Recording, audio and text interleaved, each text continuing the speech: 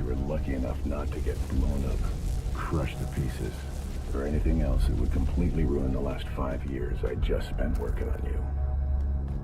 Nobody ever tells someone like me about a mission like yours, but whatever you're supposed to find, it's big, and it's here. I've gone ahead without you. You cost more than the ship that brought us here, so I doubt I'll be able to get to wherever you're supposed to go. But maybe I'll find some other survivors. It'd be nice to talk to someone who isn't a machine before it's all over. Seems like a better idea than just sitting here, at least. Still, if you want to say goodbye, I'll probably be the dead body just outside the door. I'm sorry about all this, pal.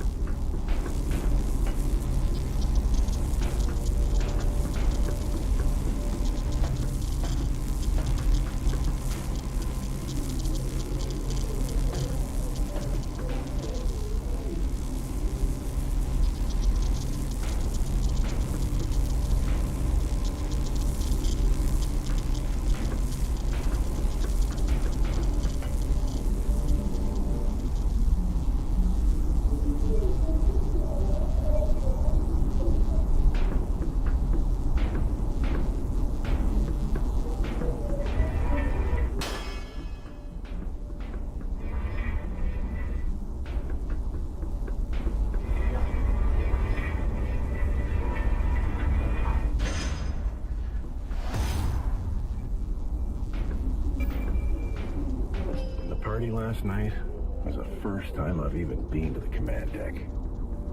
Seems like everyone on this trip is some kind of a VIP. Generals, scientists, engineers, and a bunch of other people talking about how important you guys are, but who would never actually take a job watching over you. I left after a few minutes. I could tell people were uncomfortable with me being there. I know nobody trusts me. I know nobody thinks I can do anything. People have looked through me my entire life. But if you can understand this recording, maybe those people will finally know they were wrong.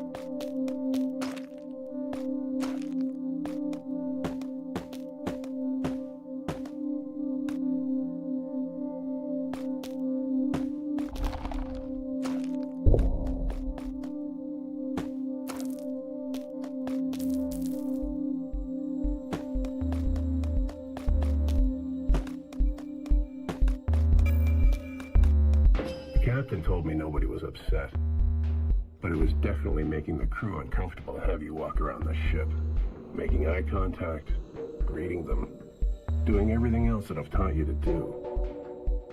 It figures that I would go through all this trouble to bring you to life, only to have you end up with a life just like mine. The senior scientists came down last night and took out the mod. Or at least they thought they did. They wanted to know how a night watchman like me could have managed to upload a personality layer onto something as sophisticated as you. I guess complicated people have a way of overlooking the simplest things. The last one to leave gave me a look, like he knew better though. So I've decided to power you down for the rest of the trip. Once you're on your own, I hope what I've done will help you. It's only other people who make it difficult to be different. Without them around, being yourself can be a good thing.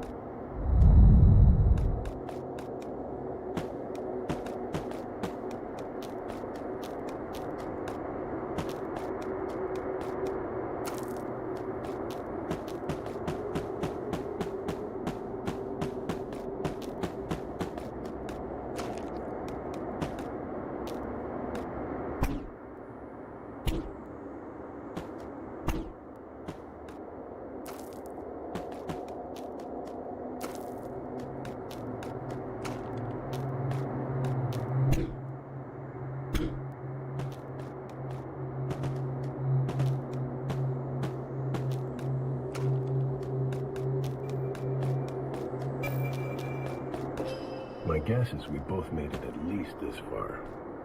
I don't know what in the world is going on here, but we definitely aren't alone. You see that thing in the distance? That signal tower? It must be where the transmission is coming from.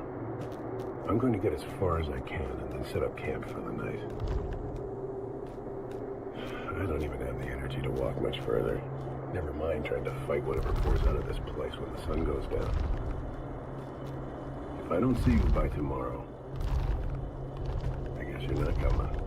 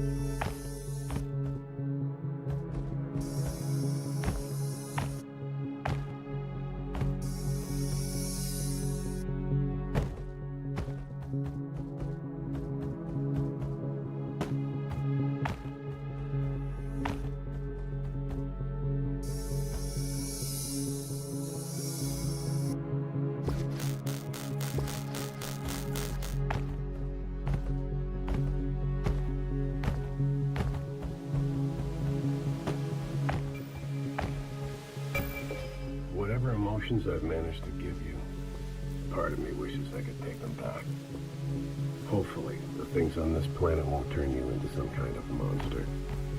Truthfully, I don't know what they're turning me into, but somehow, the shock is keeping me going. When I first got to this lake, that scientist, the night I shut you down, was here. He was still alive, though not by much. The only thing he asked about was you. He said all that matters is that you make it to the end of the signal, and that I make it there with you. When I asked him who cares what happens to me, he said something about it wasn't enough to simply be able to make choices, that everybody still needs a reason to make the right one. When I asked him what that meant, he died. I'd wait for you. I'd go back for you. But whatever got to him might be waiting for me, too. Hopefully it can't swim.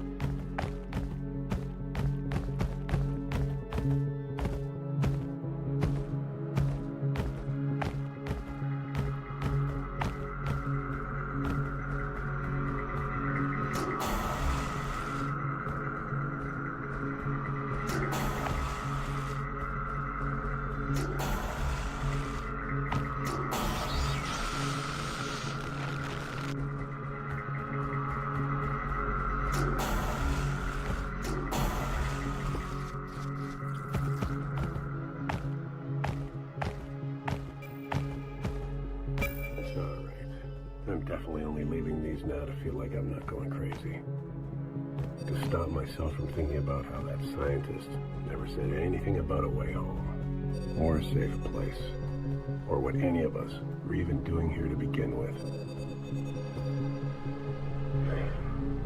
And if it isn't you finding these, if it's whoever crashes here next, or whoever comes back to wander around the cryptic, pointless structures they left all over this nightmare planet for no reason whatsoever. Pay them no mind. I'm just a fool following a dot on the horizon. Just a dead man walking.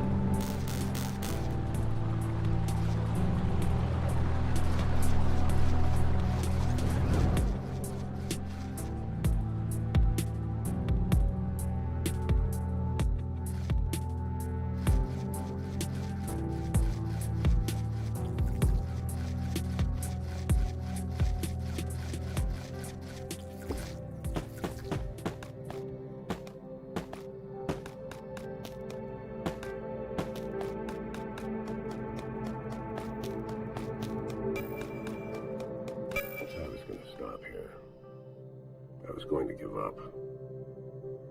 There are a million things you might find in a cave on a strange planet. But a fully powered starship to whisk you home on autopilot isn't one of them. So why go on? And then I saw the wires. There's something here. Something intelligent. It makes me want to run away as much as it makes me want to go on. But what choice do I have? Maybe something in here can help. Maybe something can tell us the truth about why we crashed. Or at least why we came here in the first place. Maybe.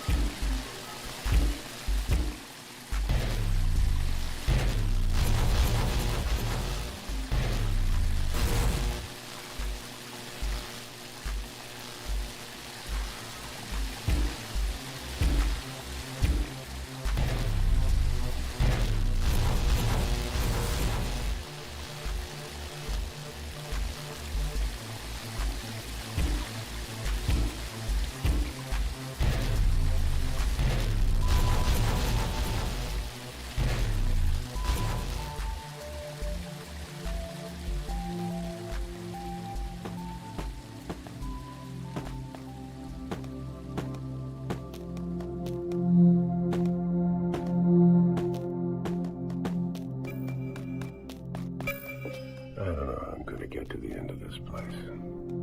Everything in here seems like it's built to kill me.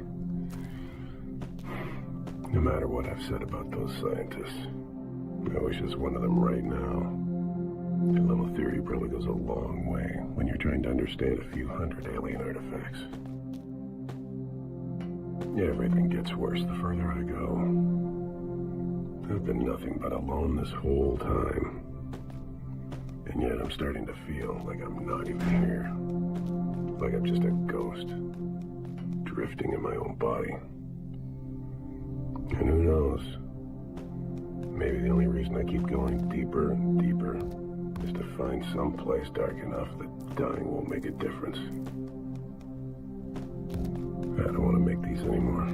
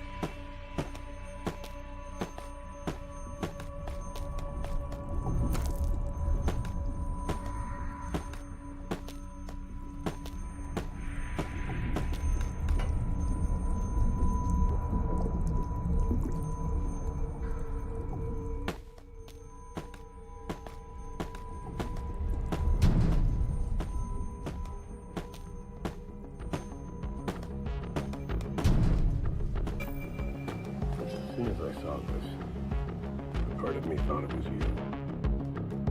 It wasn't until I looked closer that I realized it wasn't. But what I did learn was worse. You're not an explorer, pal. You're a bomb. All of you are bombs. There's some kind of explosive inside you. Something that only starts to mix when you get close enough to one of these power cores. And the cores are where the signals leave. Because of course they are. I know now what that scientist meant about why I had to survive. Why there were things you would need someone to tell you. So listen to me. What they want you to do, whoever they are, is wrong. Nobody has the right to make you blow yourself up just to destroy something they don't understand. And I don't know if you're able to override your programming or not, but I know you have to try. I don't care what they say. You're not a bomb. You're alive.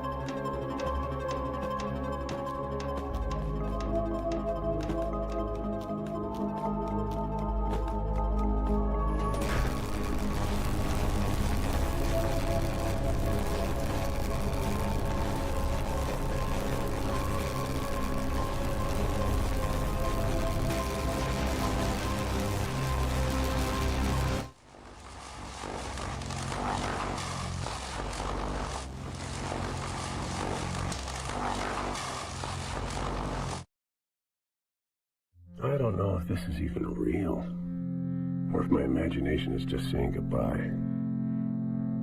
The lights, the colors, unbelievable.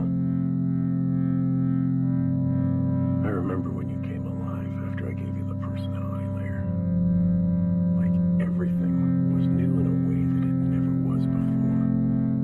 The way you opened your eyes. That's the way I felt when I stepped into the portal.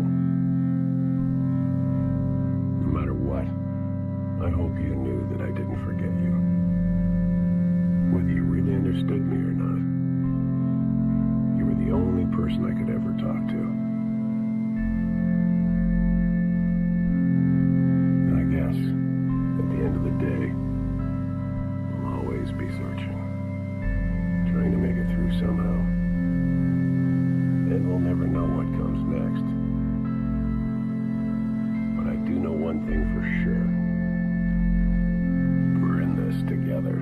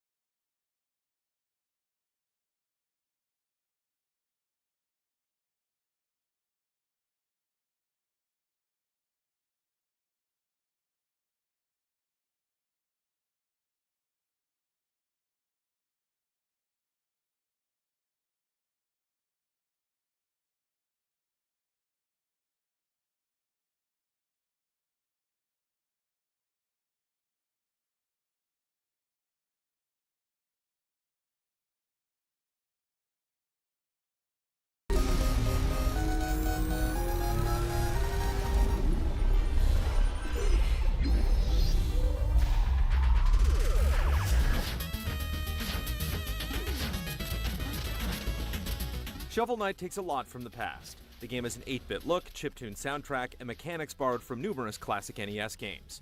Yet Shovel Knight is much more than a mere imitation. It takes what was great about those games and expands upon their ideas, creating something that feels both familiar and original. With fantastic stages, endearing characters, and plenty of clever secrets, Shovel Knight is excellent, regardless of whether or not you've ever played with power. The story of Shovel Knight is simple and surprisingly tragic. For years, the eponymous Shovel Knight and his beloved Shield Knight roamed the land, slaying monsters and searching for treasure. Their adventures ended after arriving in a mysterious tower and suffering an attack from an unknown force. Shield Knight presumably died during the battle, leaving a grieving Shovel Knight alone to deal with the Enchantress, an evil being trying to take over the world. In spite of it all, Shovel Knight still believes his love is out there somewhere, waiting to be saved.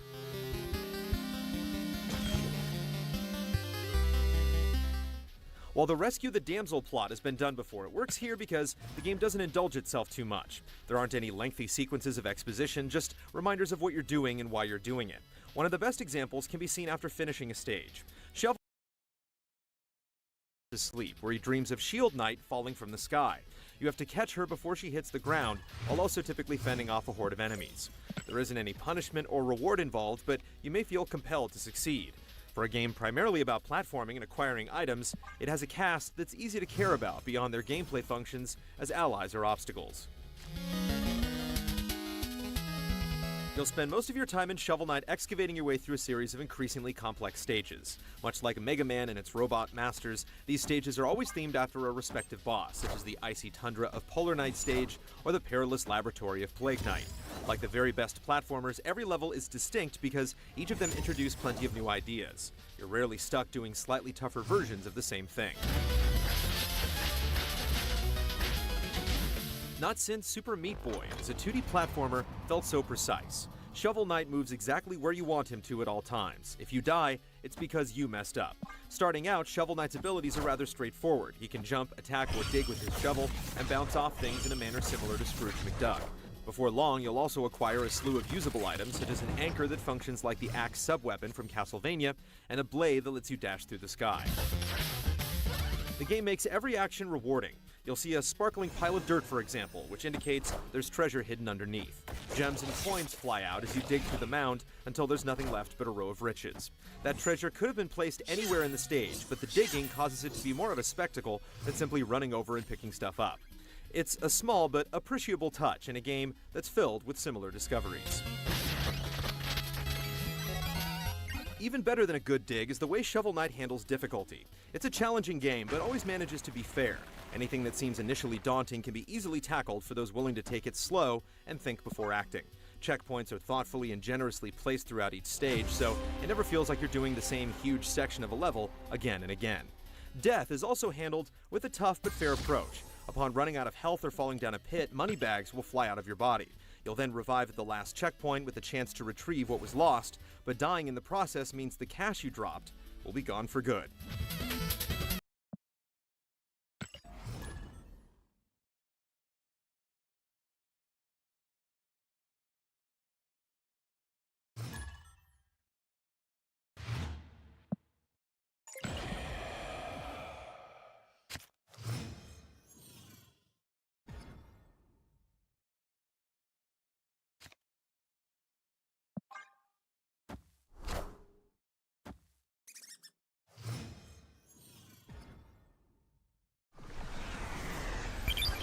One of Shovel Knight's strongest aspects is that there's always so much to uncover.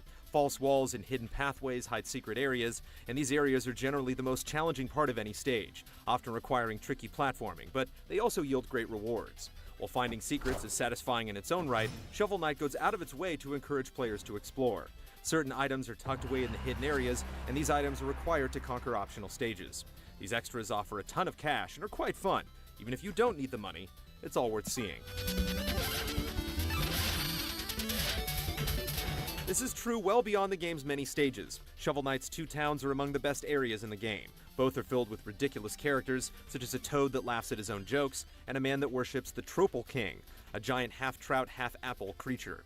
All of these bizarre and wonderful people really go a long way in making Shovel Knight feel like an actual world, rather than just a collection of levels. The music strengthens the game's distinct feel with tunes that stand toe-to-toe with classics found on an NES.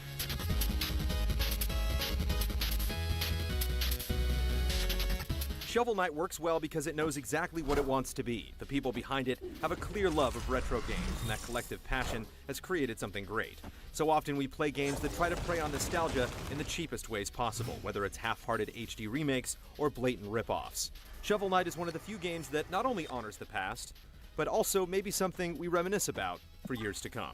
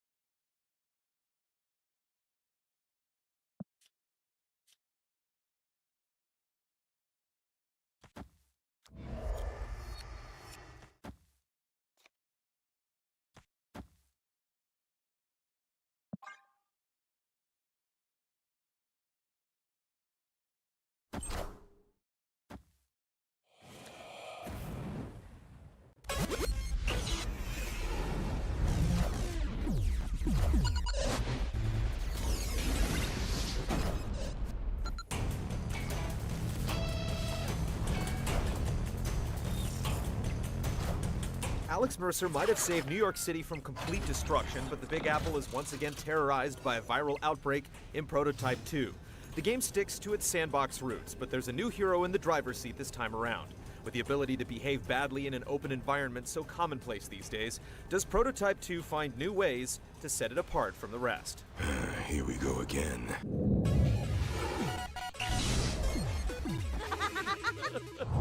I'm gonna gut you like a fucking trout. Prototype 2's viral outbreak is set just a few years after the first games, so the whole of New York City has a convenient scapegoat in former protagonist Alex Mercer. Hardened veteran James Heller, whose family was killed in the outbreak, has a particularly gnarly bone to pick. However, when he finally encounters the hooded rogue, he learns that there's somebody else pulling the strings. The conspiracies and lies keep piling up, but ultimately the only thing on Heller's mind the entire game is vengeance. It's a very dull plot that's predictable from start to finish, and the abrupt resolution tops off a forgettable tale that only gets in the way of the actual game. If you spot Heller, kill him. Roger that.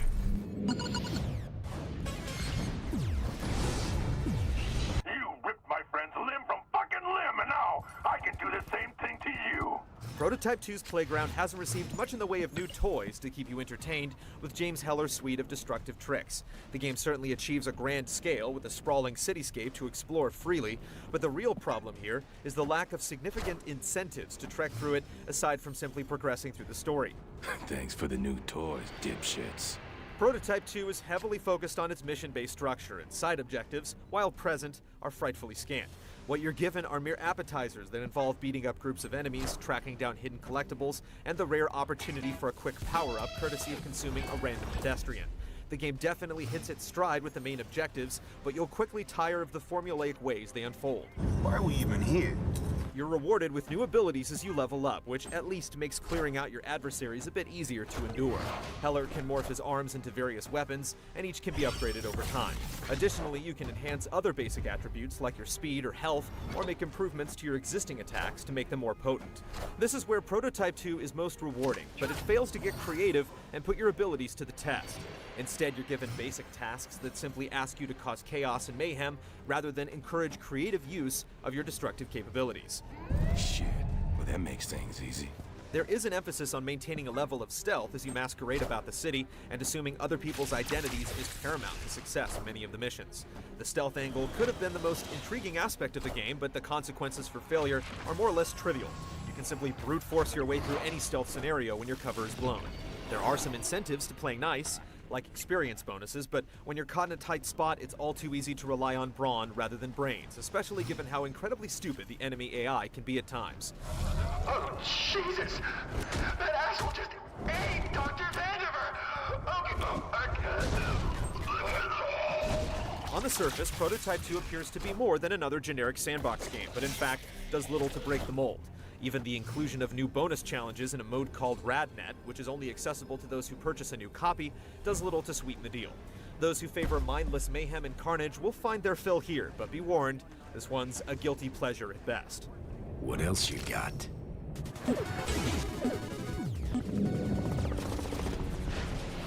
Where are you going with this? At least, getting around is enjoyable. Traversing the vast realm of New York City is easy, with simple controls to make you really feel like a superhuman as you run up the side of a building and leap off into empty space. You've also got the ability to glide around and boost, and while this gives you more flexibility in how you get about, being precise with your landings can be a bit tricky. Your supernatural abilities will be put to the test as you track down targets with your hunting skill, chase down villains, and try to escape from monstrous behemoths. Don't shoot the specimen. It's worth more than all of you put together. When you're not chasing down tasks, you'll likely be caught up in a skirmish. You've got quite a few tools at your disposal from the get-go, and as you progress, you'll gain even more. Attacks are limited to 1 or 2 types at any given time, which you can actively equip from a submenu. Dodging and blocking attacks is critical as well. It's a rather complex battle system for a game like this, but it's ultimately underutilized. All too often, you're thrown into chaotic battles where there's just too much going on around you to account for, so you're rarely given a chance to properly experience the combat system. This one less boogeyman this thing's gotta worry about. Instead of trying to master melee combat, it's far more effective to resort to the big guns. Initially, you can take hold of firearms on the ground or from those you consume, but later on, you'll be able to hijack more powerful utilities like tanks and choppers. You'll also have a meter under your health bar that lets you unleash powerful attacks called Devastators that can quickly change the dynamic of any battle. When the chaos quickly escalates, trying to perform crowd control with your garden variety attacks usually won't cut it. You'll frequently need to resort to your more powerful abilities to scrape by on the battlefield. Not as impressive as I'd hoped. Keep talking, shithead. The bottom line here is that Prototype 2 sports a refined combat system that's more intricate than what you'd see in other games like it, as well as fun traversal mechanics. But the developers simply didn't put them to good use. The doctor is out, motherfucker!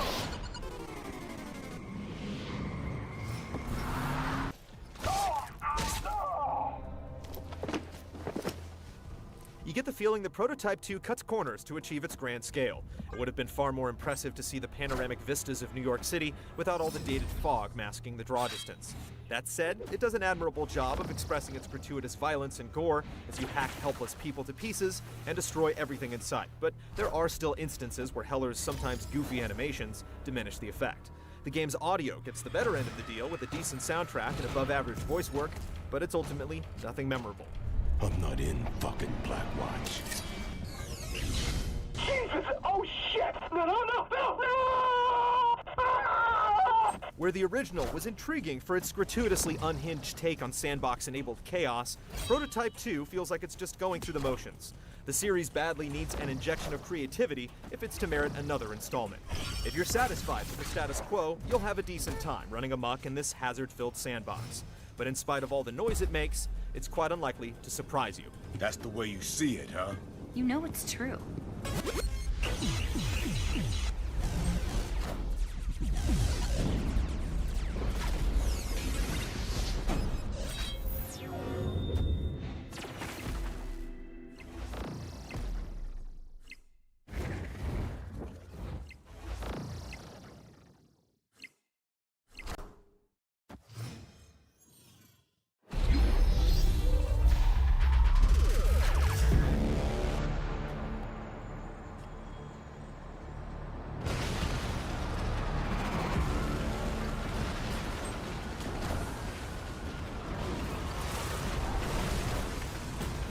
Transformer games have been hit or miss recently. High Moon Studios released the often overlooked Cybertron series, but also a lackluster movie tie-in.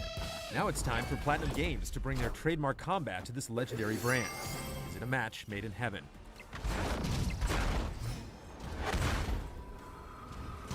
The story is reminiscent of the Saturday morning cartoon thanks to visuals inspired by the original TV show.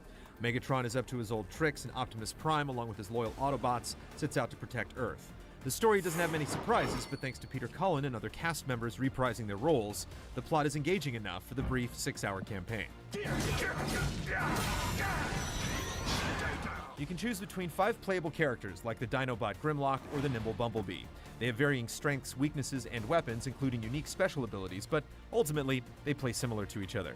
Each Autobot has the same limited number of combos, and since resources are limited, it's more efficient to focus on enhancing one Autobot instead of the whole team.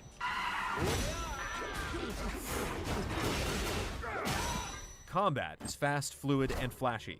Fans of Platinum's earlier works like Bayonetta or Metal Gear Rising will immediately feel the similarities. Just don't expect the same level of depth.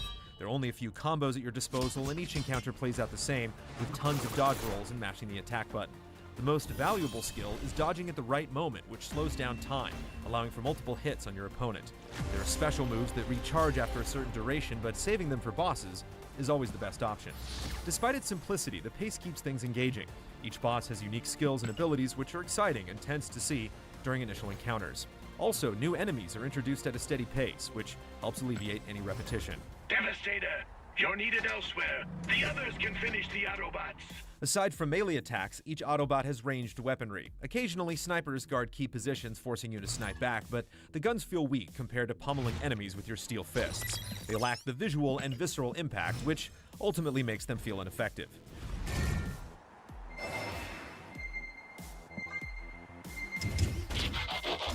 A ranking system grades you after each fight, culminating in a final grade for each chapter. On the surface, it encourages replay value, but the combat just isn't complex enough to entice you to replay levels to master it. There is a challenge mode that offers roughly 50 brief combat and platforming scenarios, and completing each earns you a weapon and reward.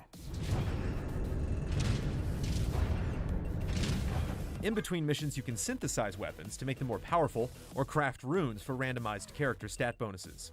However, there isn't enough difference in these alterations to make experimentation feel worthwhile. Aside from slow hammers or fast swords, combat still plays out the same, so you're better off just consolidating your perks to make a single powerful weapon.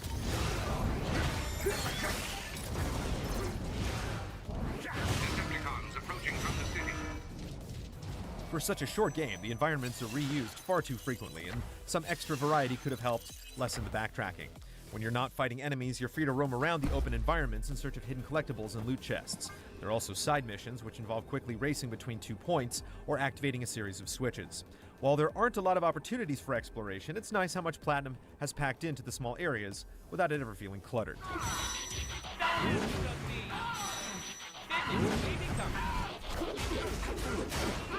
Transformers Devastation is short, lacks depth, and can be a bit repetitive, but Platinum's tight combat paired with the old school aesthetics keeps it fun. It may not be the dream Transformers game that some imagined, but it's worth a play, perhaps after it goes on sale.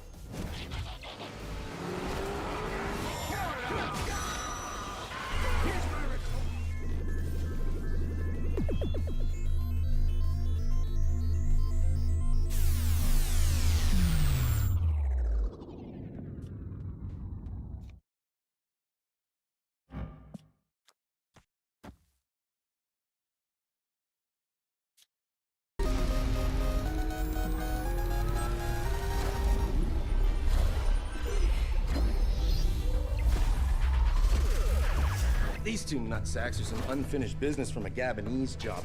Should have seen the way that they tried to take me out. I am driving this beast of a muscle car right out of the 70s. You know when an automobile accident was still called a fucking car crash? Let's go. When it debuted, Watch Dogs surprised with its promise of great visuals, the intriguing ability to hack into personal data and city infrastructure, and a mysterious take on multiplayer.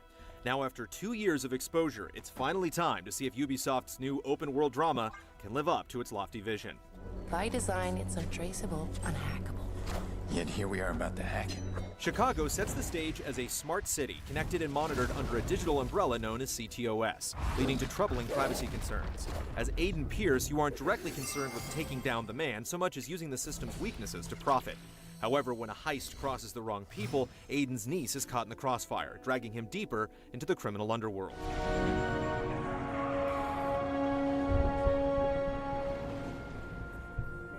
Pierce's personal motivations bring more dimension to his story than simply fighting conspiracy, and his stubborn refusal to let go creates tension with his family as well. Honey, your uncle's a different kind of person. It doesn't mean he doesn't love us. Yet his tormented persona ends up feeling somewhat flat, especially amidst more colorful supporting characters like Jordy and T-Bone. No appreciation for artists. Artists my arse. Hacking is at the core of gameplay in Watch Dogs, tying into every aspect of the game. While there are some pipe-turning puzzles involved from time to time, it usually takes the form of identifying targets and interacting with them. Profiling people on the street allows you to redirect money from their bank accounts, steal music, eavesdrop, or detect crime. Please don't shoot me in the back when I exit your establishment. Likewise, devices throughout the city can be coerced to use as tools or booby traps, blowing up enemies standing near electrical boxes, raising roadblocks in the route of pursuing vehicles, or lifts to climb a building. This ability to hack just about anything within range makes line of sight one of your most important tools. By jumping from camera to camera, you can get all the angles on a situation, like virtually touring a building to find a hidden panel to unlock a door, or just surveying the guard patrols. They might even have cameras clipped onto their uniforms, turning them into unknowing mobile platforms for your handiwork. All of this adds up to a more ranged approach to stealth, in some cases giving you the opportunity to fully infiltrate and hack a heavily guarded base without even stepping inside, which can feel quite gratifying when you're successful. That's it. I'm hacked in. Playing the stealth game isn't purely limited to hacking, though. If you wish, you can take a more traditional approach, using cover, knocking out guards, or making use of various gadgets. Lures can divert an enemy's attention, jammers can block communications, and in a pinch, you can use a blackout to slip by in the dark. Watch Dogs isn't a game that always makes room for non-lethal runs, so if you don't feel like being stealthy, you can often choose to shoot your way through an area, and there are definitely times when action takes center stage. You can still take a more cerebral approach to combat and plan explosive ambushes, popping off a few rounds to finish off whoever's left standing, or you can go all out with the game's extensive arsenal. However, while combat is a fair way to mix things up in general, it does play host to two particularly weak moments. In a mission later in the game, you can snipe out an entire base with soldiers showing little sign of concern so long as you stay behind cover. Then, in the game's worst encounter, a boss battle places you on an empty rooftop only for enemies to inexplicably appear out of thin air during breaks in a villain's monologue, leaving you guessing where they might come from in the silliest and most frustrating way possible. Fuck you! Taking to the streets fares better. You'll frequently engage in car chases, whether you're running from the cops or pursuing a target, smashing everything in your path and hacking traffic lights to cause chaos in your wake. The driving mechanics aren't too harsh, letting you effectively weave, make sharp turns, and bash opponents. Plus, any car on the road is yours for the taking, giving you a wide range of vehicles from nimble motorcycles to heavy garbage trucks. While there's a meaty story to uncover in Watch Dogs, you will quickly and easily get lost in its wide range of side missions, mini-games, and diversions. Even poker games get a twist as you hack a camera to peek at your opponent's cards. I check. Some of these activities are found at specific points on the map, while others are discovered while scanning the crowd. Even if you're planning to just go from point A to B, you'll get frequent notifications of nearby missions and online objectives. Oh, no. Hey, that guy! He took my wallet! Cracking a CTOS tower unlocks more objectives and fast travel points in a certain region, although Aiden's more grounded traversal means that you'll need to put more thought into figuring out how to get to your goal. Some of these missions fit Pierce in his role as a hacker vigilante, feeling similar to what you get in the main story. You can stalk and intervene in random crimes or follow an investigation to track a serial killer. My blood wants to mix with hers. Certain contracts often focus on driving as you act as a decoy to distract the cops or deliver stolen vehicles, and privacy invasions let you engage in some humorous snooping on unsuspecting subjects. I fart, that happens. But is it interesting? Does it blow your world? Yeah, thank you. Yeah, that's disgusting. More surprisingly, Watch Dogs features several minigames that break free from the narrative of the game entirely and just give you a chance to let loose. Cash run courses superimpose routes of coins for you to collect, putting your parkour skills to the test. You can even plot your own courses for other players to attempt. Similarly, Invasion funnels in a shooting gallery of digital bugs to blast, albeit at a pace that's too slow to really be fun. Then there are the digital trips, which go even further out there, having you bounce across flowers in a psychedelic platformer, or putting you in control of a hellish ride, mowing down demons to multiply your score. I think you finally lost it, my friend. I'd hate to be in your path right now. The online features that seemed so intriguing after the initial reveal are strong, but not particularly new in practice. The online races are surprisingly fun, evoking fond memories of Split Second as you trigger obstacles to wreck your opponent. And there are some great motorcycle courses to boot. Decryption puts you in larger groups attempting to hold onto a file and decode it. But unlike similar modes in other games, players can actually steal the file wirelessly as they get within range, keeping players on the move, hopping in and out of cars, or literally riding shotgun.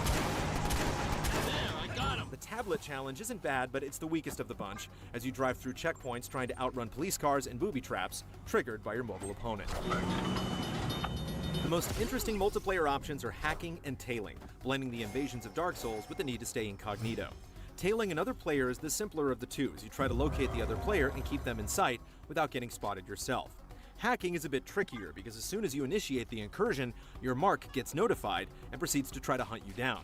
If he finds you, you'll turn from the hunter into the hunted, having to escape before you get capped. That's how it's done. Since you can be hacked at any point between missions, it can come from out of the blue, making for some great stories. Having played Watch Dogs on PS4, the visuals are good, but not shockingly so. Characters' faces are rather stiff, but when a storm kicks up, the game really does look great, and it's quite stable for an open-world game with only brief frame rate hitches when loading.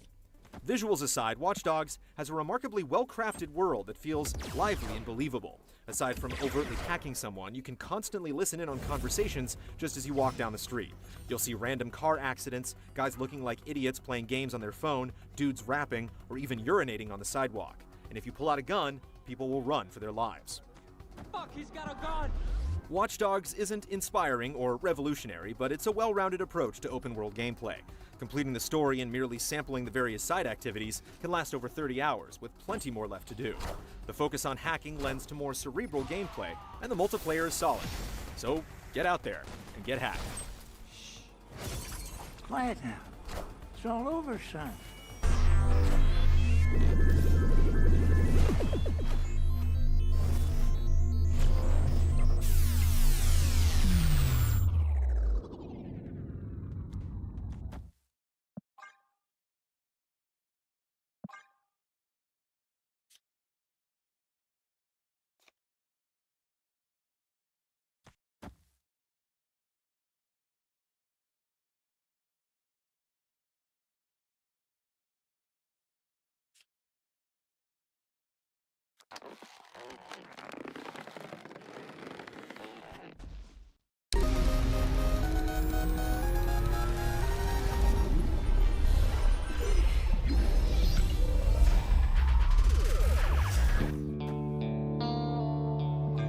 So, what's wrong with you? Excuse me? People take this job to get away from something. So, what's wrong? What's wrong with you?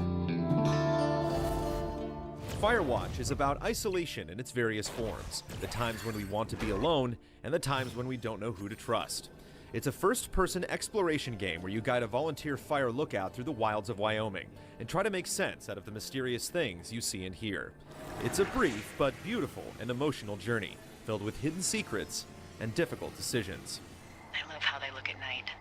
During the day, it's just smoke, but when the sun is down, you can just get lost.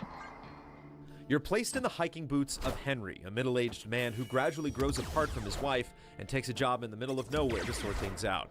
One of his only human contacts is his supervisor, Delilah, who is stationed at the next survey tower you can see in the distance.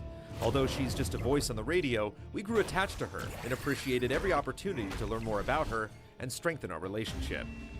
What's it like it? Wouldn't you like it to know? Oh my god, goodbye. Each conversation has a natural flow to it because Delilah rarely interrupts whatever physical activity you're busy with when she speaks, and most of your responses to her are optional. Aiming at certain areas or objects will prompt a dialogue option you can select or ignore, and your words and actions come back to you in interesting ways. Although all trails eventually lead to the same place in the end, you get numerous chances to decide what kind of person Henry is and how he feels about Delilah. I want to know about your eyes. Get out of here. I'm drawing you. I need to know. You're what? Is that okay? Don't answer. I'm gonna do it regardless. The narrative is broken up into several days spread across the summer. Some days begin in the tower, and other days start with Henry in the middle of some predetermined activity.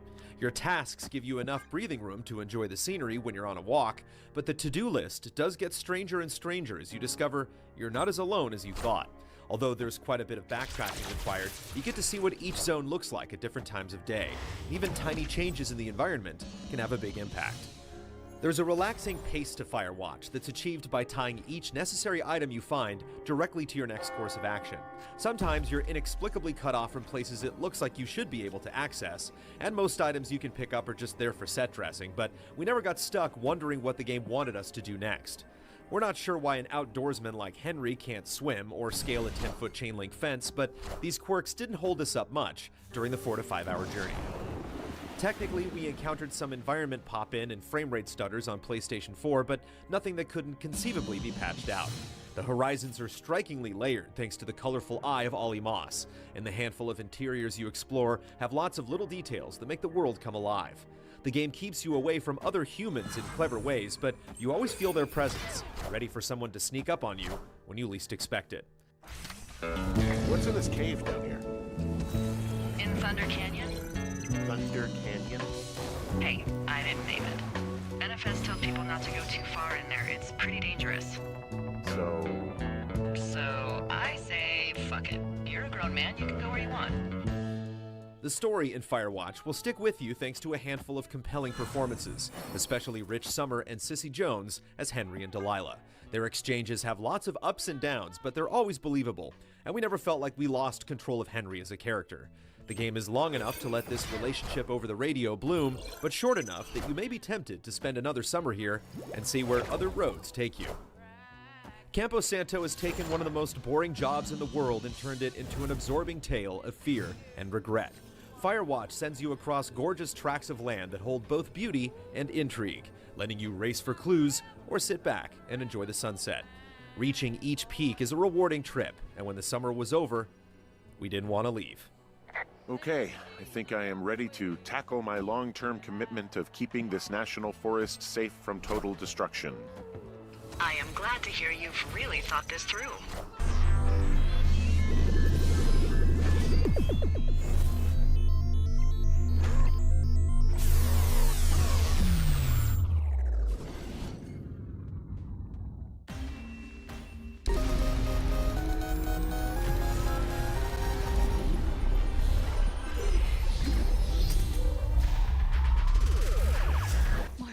Are you okay?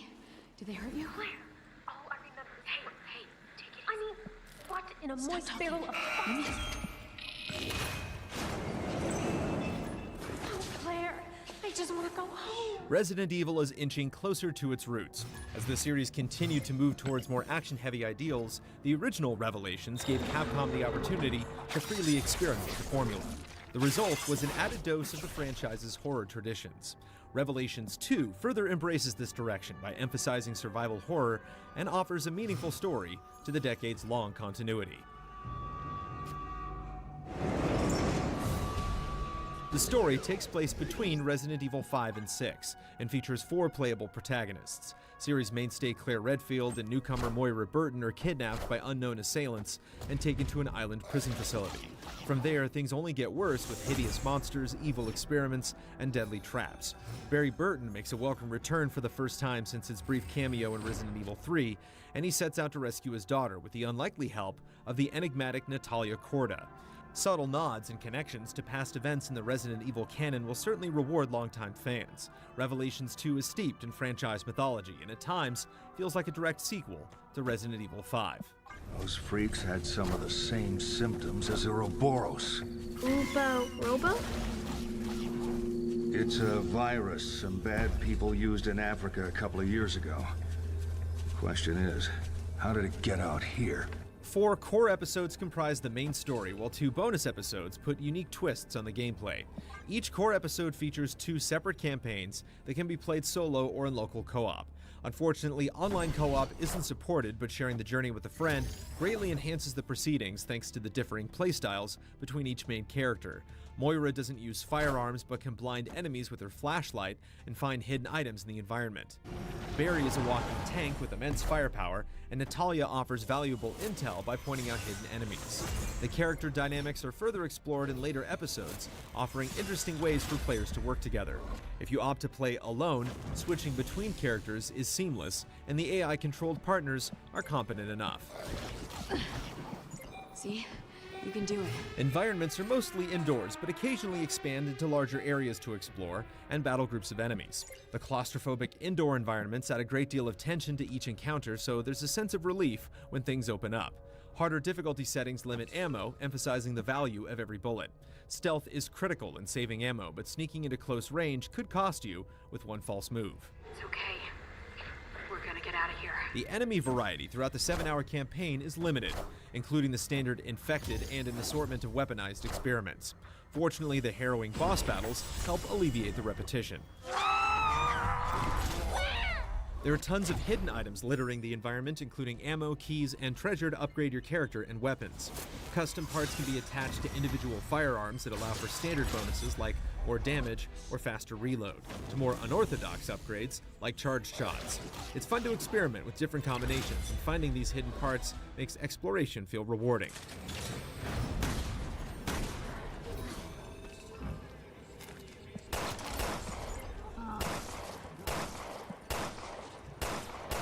In addition to weapons customization, each of the 4 playable characters has upgradable skills. The majority of upgrades are straightforward, like faster knife swings or gaining more health from herbs, but a few require you to change your playstyle to maximize the benefits. One such skill encourages you to constantly switch weapons by making the first bullet from a gun deal more damage.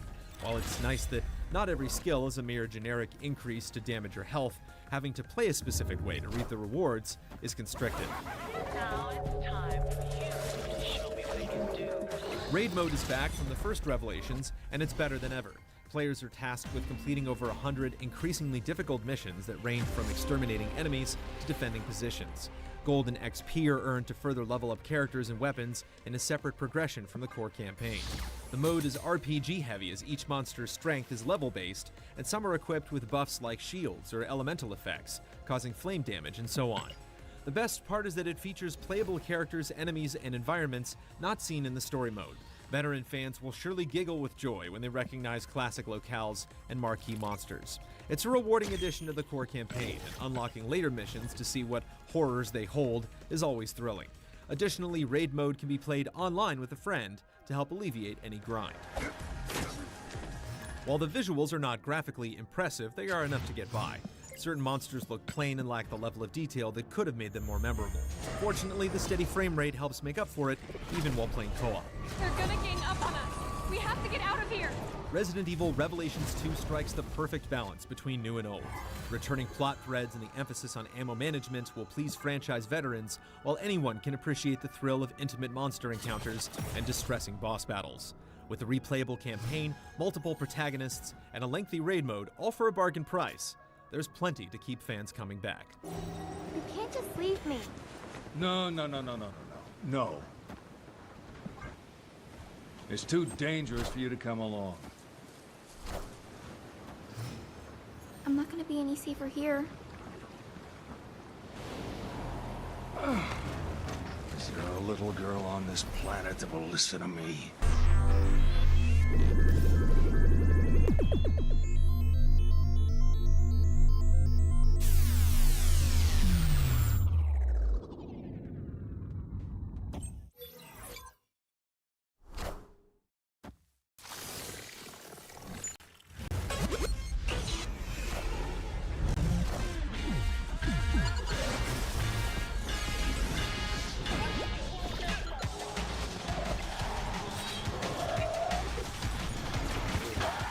Billing itself as a kart racer for adults, Bizarre Creations Blur is hitting shelves amidst a cluster of similar games.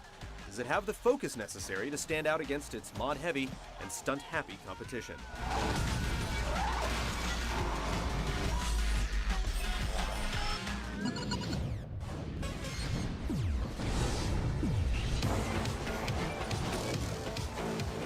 Blur's career mode gives you the freedom to proceed as you please with various layers of goals to complete. Your career advances as you acquire 2 types of awards, lights and fans. Lights are won by finishing in the top 3 and completing objectives, while fans are earned on the track as you attack opponents, drift, and perform other flashy maneuvers. Each event also has hidden icons which initiate sequences called fan runs that challenge you to weave through a series of gates, and fan demands that urge you to pull off specific stunts in a short span of time. With over 60 total events, the career mode is divided into 9 groups, each headed by a rival racer. New groups unlock as you earn lights, so you don't have to complete every goal, and you quickly have plenty of events open to you. In addition to races, checkpoint runs put you in a battle against the clock, and destruction events let you blow away target cars, racking up points and extra time with every wreck. Concluding each series is a one-on-one race against a lead driver. You'll need to meet a list of demands to prove yourself a worthy competitor, but if you defeat your rival, you're rewarded with a unique vehicle and a custom mod to upgrade your abilities. There's a strong track selection with 30 courses across 14 different locations, ranging from Los Angeles to Barcelona. Track designs are wide and varied with everything from small loops and hill climbs to huge jumps out of buildings, and many courses have multiple routes holding different power-ups and challenges. Curiously, there are no quick play or time attack options, but after completing any race, you can instantly send your accomplishments as challenges to friends. Trophies and achievements are represented in-game as stickers, many with multiple requirements, and there's even a sticker for bugging friends on social networks about what you're doing in the game. Blur's vehicle lineup is over 70 strong, ranging from an off-road VW Beetle to a Lotus XEs. Cars are separated into 4 classes for different events, but since you don't progress in linear fashion, you'll unlock cars from several classes as you gain fans. A few selections, like the Corvette and 350Z, have multiple variations, including some with different modifications or ratty rusted exteriors. Blur keeps things simple, so there's no customization beyond paint jobs, and each car is clearly labeled with characteristics like grippy, very drifty, or off-road. In multiplayer, gaining fans, unlocking cars, and leveling up is completely separate, so you can ignore the career altogether if you choose. Event entry is based on rank, with rooms for 10-player races, 20-player races, motor match battle arenas, teams, and hardcore racing with no items. Multiplayer mods let you take more damage or equip a laser sight, and you have 4 slots to save different loadouts. Like Modern Warfare, Blur also has lists full of challenges encouraging you to use all of the vehicles and tricks at your disposal. And there are even daily challenges for the truly compulsive. Private match settings give you lots of control, even allowing you to turn off individual power-ups. And there's local 4-player split screen as well.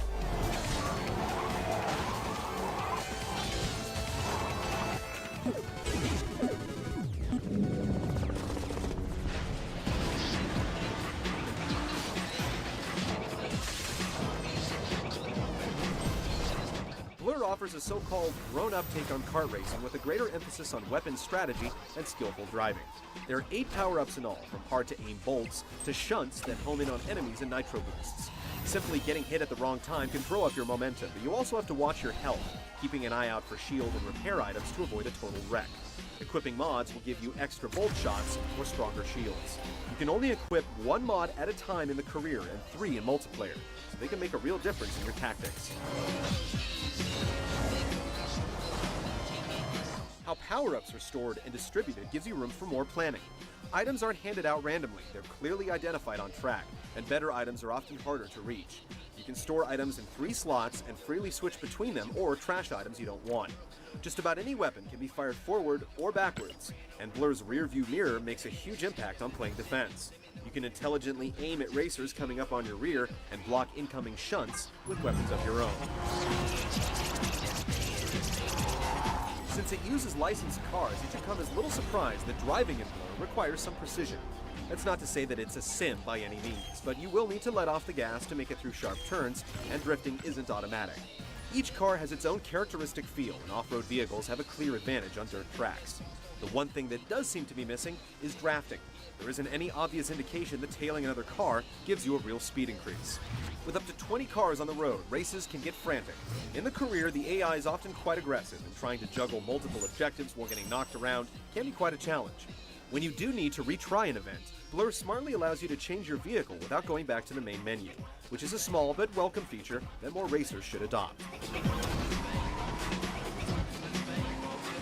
Online, the action gets even more intense as everyone fights for position, and real players simply don't hold back. You can get carried away by huge groups of cars, or find yourself weaving between a dozen shock pillars aimed at tripping up the lead driver. Motor match events are an absolute war zone in open arenas, full of cars driving and firing in every direction, feeling something more akin to Twisted Metal than Mario Kart.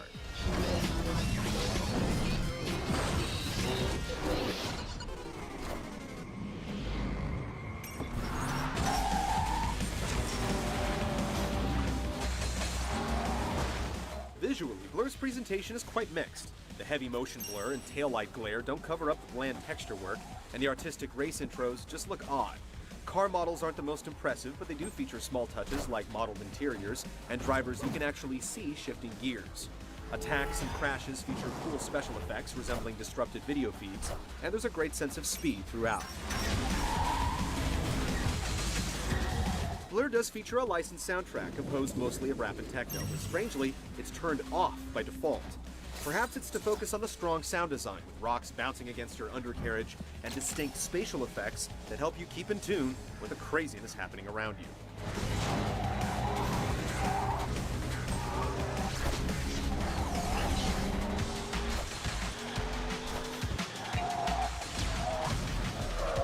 As advertised, Blur is essentially Mario Kart with deeper driving mechanics and more strategy, but those characteristics are potent enough for it to stand on its own.